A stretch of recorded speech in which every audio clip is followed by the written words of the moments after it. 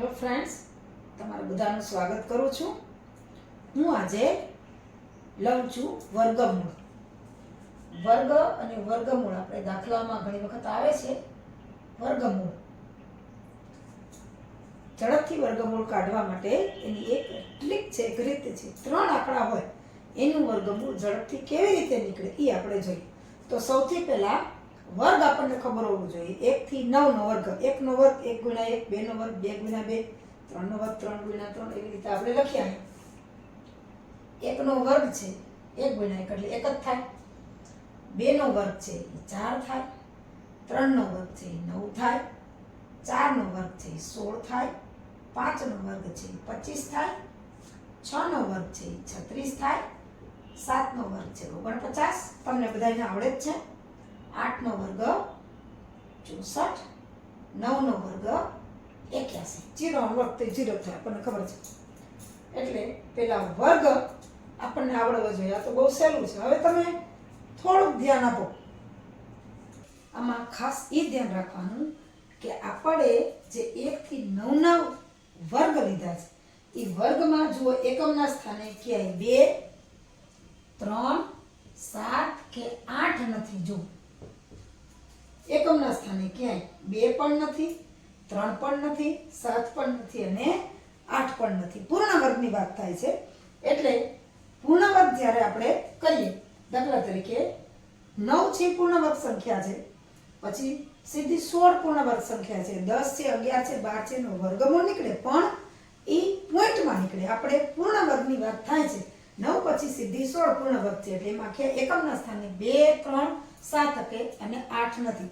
તો એમાં એક ખાસ ધ્યાન રાખવાનું કે આપણને જે વર્ગમૂળ શોધવા માટેની સંખ્યા આપી છે એ સંખ્યામાં જો એકમના સ્થાને 1 હોય તો અને એનું આપણે જ્યારે વર્ગમૂળ શોધીએ તો એમાં એના વર્ગમૂળના એકમના સ્થાને કાં 1 હોય અથવા તો 9 હોય. કારણ કે 1 ગુણ્યા 1 એટલે 1 અને 9 ગુણ્યા 9 એટલે 81, એનો પણ 1. પછી 2 કે 3 તો ક્યાંય આવશે નહીં. પછી આવશે 4. એટલે કે આપણને જે વર્ગમૂળ શોધવાની સંખ્યા આપી છે એમાં એકમના સ્થાને જો 4 હોય તો એના વર્ગમૂળમાં કાં એકમના સ્થાને 2 હશે અને કાં હશે 8. એનું કારણ છે કે 2 નો વર્ગ 4 છે અને 8 નો વર્ગ 64 છે. એમાં પણ એકમના સ્થાને 4 છે. ત્યાર પછી 5 તો જુઓ આમાં એક જ જગ્યાએ છે. 25 ના વર્ગમૂળમાં 5 છે એટલે 5 નો વર્ગ 25 થાય. તો 5 છે એ એક જ આવશે કે જેની આપણને જે વર્ગમૂળ શોધવાની જે સંખ્યા છે એમાં એકમના સ્થાને જો 5 હોય તો એના વર્ગમૂળમાં પણ એકમના સ્થાને 5 જ આવશે. ત્યાર પછી 6 લઈએ તો 6 જો આમાં બે જગ્યાએ આવે છે. એક તો 4 નો વર્ગ 16 છે એટલે એમાં એકમના સ્થાને 6 અને 6 નો વર્ગ 36 છે એટલે એમાં પણ એકમના સ્થાને 6. એટલે આપણને જે એવી સંખ્યા આપી છે જેમાં એકમના સ્થાને 6 છે તો એનું વર્ગમૂળ જ્યારે આપણે કાઢશું ત્યારે એ વર્ગમૂળમાં એકમના સ્થાને કાં 4 હશે કાં 6 હશે. ત્યાર પછી 7 અને 8 તો હોય જ નહીં. ત્યાર પછી આવશે સીધા 9. તો આપણને જે સંખ્યા આપી હોય એમાં જો એકમનું સ્થાન 9 હોય તો એના વર્ગમૂળમાં જુઓ 9 ક્યાં આવે છે? એક તો 3 નો વર્ગ 9 આવે છે અને બીજું 7 નો વર્ગ 49, એટલે એમાં પણ એકમના સ્થાને 9 આવે છે. એટલે આપણને જે વર્ગમૂળ શોધવા માટેની સંખ્યા આપી છે એમાં ખાસ એકમનું સ્થાન છે એ જોઈ લેવાનું. જો એકમના સ્થાને 1 હોય તો એના વર્ગમૂળમાં એકમના સ્થાને કાં 1 આવે ને કાં 9 આવે. બે સિવાય ત્રીજો આપણો ન આવે. જો આપણને જે સંખ્યા આપી છે એના વર્ગમૂળમાં આપણને જે સંખ્યા આપી છે વર્ગમૂળ શોધવાની એમાં એકમના સ્થાને 4 હોય તો એના વર્ગમૂળમાં એકમના સ્થાને કાં 2 હોય અને કાં 8 હોય. પછી આપણને જે સંખ્યા આપી છે એમાં એકમના સ્થાને જો 5 હોય તો એના વર્ગમૂળમાં એકમના સ્થાને ફક્ત 5 જ હોય, એક જ આંકડો હોય. ત્યાર પછી જે સંખ્યા આપી છે એના એકમના સ્થાને જો 6 હોય તો એના વર્ગમૂળમાં એકમના સ્થાને કાં 4 અને કાં 6 હોય. અને જો આપણને જે સંખ્યા આપી છે એના એકમના સ્થાને 9 હોય તો એના વર્ગમૂળમાં એકમના સ્થાને કાં 3 હોય અને કાં 7 હોય. પૂર્ણ વર્ગમાં આટલા જ આંકડા હોય. એટલે ખાસ આના ઉપર જ આપણે વર્ગમૂળ છે શોધવાના છે. 3 આંકડાની સંખ્યા હોય તો એનું વર્ગમૂળ ઝડપથી આપણે કાઢી શકીએ છીએ. જુઓ હું તમને સૌથી પહેલા નાનો આંકડો લઈ લઉં. કે 121 નો આપણે વર્ગમૂળ કાઢીએ છીએ. આપણને ખબર જ છે આ મોઢે, પણ આપણે આ રીતથી વર્ગમૂળ કાઢીએ. હવે જુઓ, આમાં એકમના સ્થાને શું છે તો કે 1. તો એકમના સ્થાને 1 હોય તો કાં એનું વર્ગમૂળમાં એકમના સ્થાને 1 આવે અથવા તો 9 આવે. એટલે કાં એકમના સ્થાને 1 આવશે અથવા તો 9 આવશે. હવે આગળનું સ્થાન આપણે જોઈએ તો આ બે સંખ્યાને છોડીને આ પહેલો આંકડો લઈ લેવાનો. 1 નું વર્ગમૂળ કેટલું થાય તો કે 1. તો 1 અહીં મૂકી દેવાના. અને 121 નું વર્ગમૂળ કાં 11 હશે ને કાં 19 હશે. એ નક્કી કરવા માટે આપણે અહીં જે 1 મૂક્યા છે તો 1 પછીનો આંકડો કયો આવે ક્રમમાં કે 2. તો 2 સાથે ગુણો તો 1 ગુણ્યા 2 તો થશે 2. હવે પેલો આંકડો છે ઈ આ 2 કરતા મોટો છે કે નાનો તો કે 1 લેસ ધેન 2. 2 કરતા આ પેલો આંકડો છે ઈ નાનો છે તો આ બે માં જે નાની સંખ્યા હોય એ વર્ગમૂળ થાય. એટલે કે આ 121 નું વર્ગમૂળ 11 થાય. આપણે પ્રેક્ટિસ માટે આગળ દાખલા કરીએ તો આપણે બીજું લઈએ કે 289 એનું વર્ગમૂળ.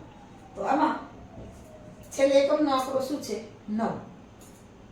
9 ક્યારે હોય તો કે કોનો વર્ગ 9 થાય તો એક તો 3 નો વર્ગ 9 થાય અને 7 હોય છે ને તો 37 49 એકમનો આંક એમાં પણ 9 આવે. એટલે કાં 3 આવશે અને કાં 7 આવશે. હવે આગળનો આંક શું છે તો કે 2. 2 નું વર્ગમૂળ ન નીકળે, એમાંથી 1 બાદ કરો તો 1.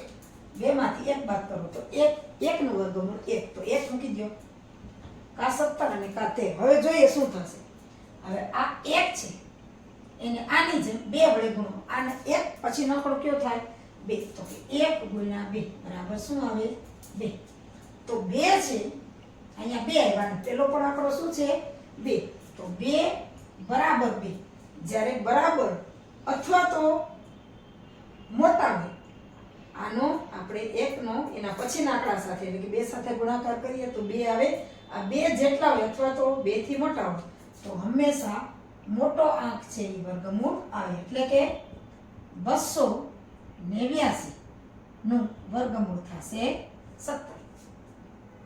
હજી આપણે લઈએ 196 લઈ લઈએ હજી પ્રેક્ટિસ માટે. હવે જુઓ 6 એકમના આંકે 6 આવે છે. તો ક્યારે 6 આવે કે કાં એકમના આંકમાં 4 હોય અને કાં 6 હોય. તો આપણે અહીં લખીએ પહેલા 4 અને પછી 6. હવે અહીં શું છે 1 નું વર્ગમૂળ 1 તો 1 મૂકી દો.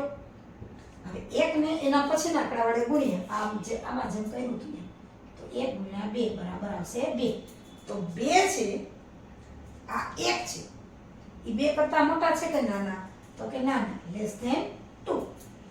1 છે આ સંખ્યા છે એ 2 કરતા નાના છે. જો નાના હોય તો નાનો આંકડો આમાંથી લેવાનો એ આ 196 નું વર્ગમૂળ થાય. એટલે કે √196 બરાબર 14. આ જવાબ આવે. ઉદાહરણ લઈ લઈએ તો આપણે લઈએ વર્ગમૂળમાં 961. જો 1 છે. 1 ક્યારે હોય કે જે વર્ગમૂળ ની કાઢીએ એમાં એકમના સ્થાને કાં 1 હોય અને કાં 9 હોય. કારણ કે 9 ને 2 થશે 1 1 એટલે કાં 1 અને કાં 9. હવે આ બેને છોડીને પહેલો આંકડો જોવાનો. પહેલો આંકડો શું છે 9. તો 9 નું વર્ગમૂળ કેટલું થાય 3. કાં આનો જવાબ 31 છે અને કાં 39. હવે બે માંથી કયો જવાબ છે તો કે આ છે 3. 3 ગુણ્યા એના પછીનો આંકડો. આપણે 2 આવતા હતા 1 આવતો તો 1 ગુણ્યા 2 કર્યા. 3 પછીનો આંકડો કયો આવે અનુક્રમિકામાં એટલે 3 પછી આવે 4. તો 3 4 12. હવે આ 9 છે એ 12 કરતા નાના છે કે મોટા તો કે 9 નાના છે 12 કરતા.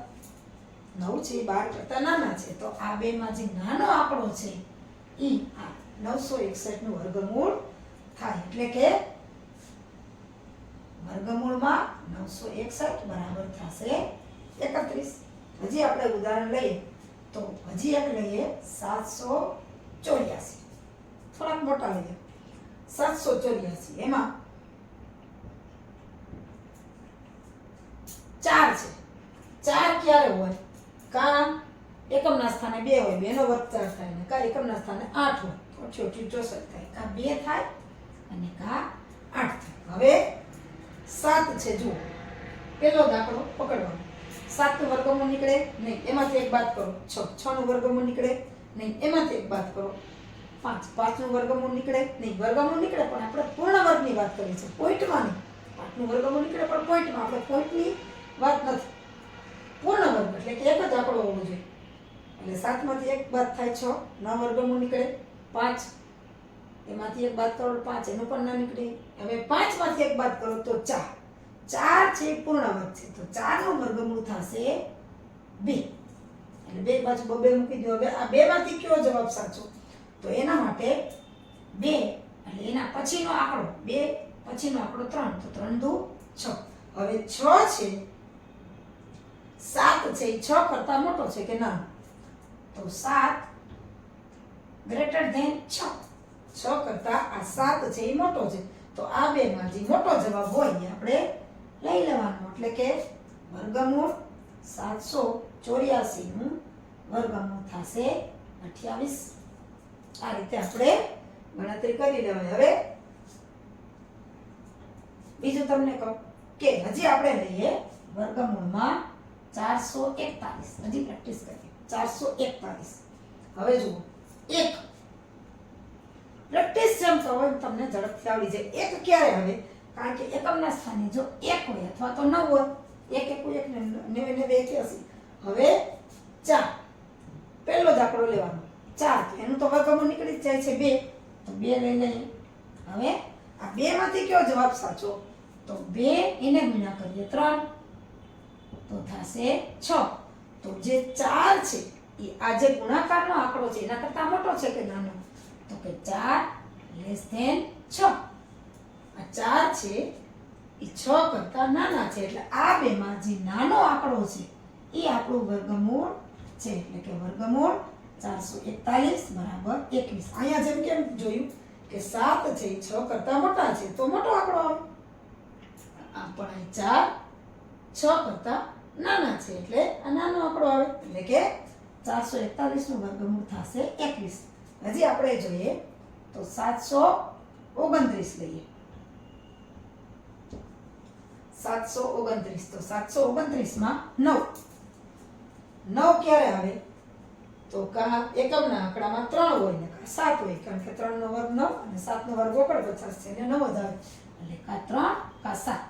પહેલા નાનો આંકડો મૂકવાનો, પછી મોટો આંકડો મૂકવાનો. હવે જુઓ 7 આવ્યા અહીં પાછા, તો 7 નું વર્ગમૂળ પૂર્ણાંકમાં નીકળે નહીં, એમાંથી એક બાદ કરો 6, ન નીકળે. 5 6 માંથી એક બાદ કરો 5, એનું પણ નીકળે. 5 માંથી એક બાદ કરો તો 4. 4 છે એ પૂર્ણ વર્ગ છે અને 4 નું વર્ગમૂળ છે 2.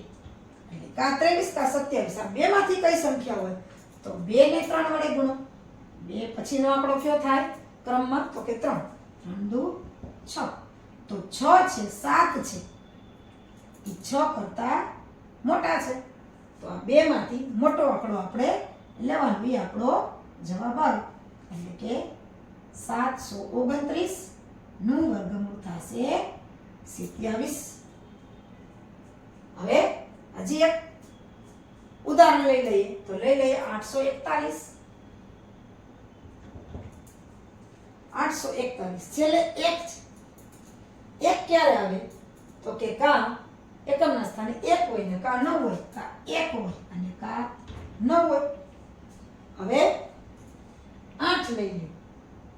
8 નું વર્ગમૂળ ન નીકળે, એક બાદ કરો 7, એનું વર્ગમૂળ ન નીકળે. એક બાદ કરો 6, એનું વર્ગમૂળ ન નીકળે.